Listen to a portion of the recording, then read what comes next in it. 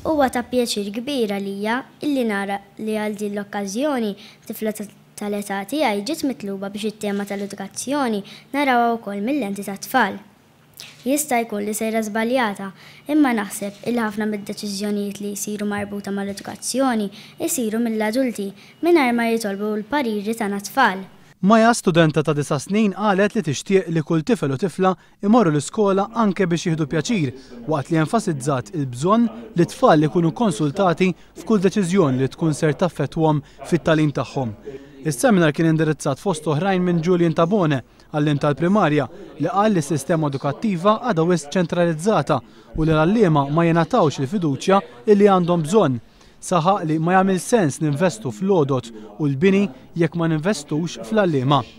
Il-professur Charles Mifsud, kap ta' Dipartiment tal-Literacy fl-Università, saħaq fuq il-ħtieġa li t-tfal tagħna jkollhom ħiliet bażiċi mill-aqwa, speċjalment fl-Ingliż u l-Matematika. Appella biex il-politika tal-edukazzjoni tkun prattika u ġibet l-attenzjoni għal fatt li pajjiżna qed ikollu riżultati qari minn pajjiżi li jonfqu daqsna fl-edukazzjoni. John Bencini, b'esperjenza twila fl-edukazzjoni, qal li rridu nħarsu lejn x'jagħmlu pajjiżi oħra li jġibu l-aqwa riżultati fosthom il-Finlandja. Semma kif f'dan il-pajjiż isir investiment f'suġġetti li l-istudenti jkunu l-aktar batuti fihom, biskejjel żgħar f'ambjent ta' familja u sigħat ta' tagħlim iqsar biex it-tfal ikollhom aktar ċans jiżviluppaw f'ambjenti informali.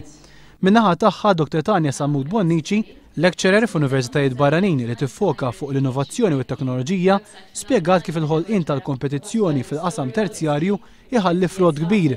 Tat l-eżempju tal-Iżlanda li għalkemm ta' popolazzjoni iżgħar minn Malta hemmhekk għandhom 8 universitajiet. Enfasizzat ukoll l-importanza li l-Università ta' Malta titla' l fuq fil-World University Rankings u li bħala pajjiż għandna nieħdu l-opportunità biex niġbdu l-imħuħ il-kbar tal-innovazzjoni teknoloġika biex jikkollaboraw ma' Malta.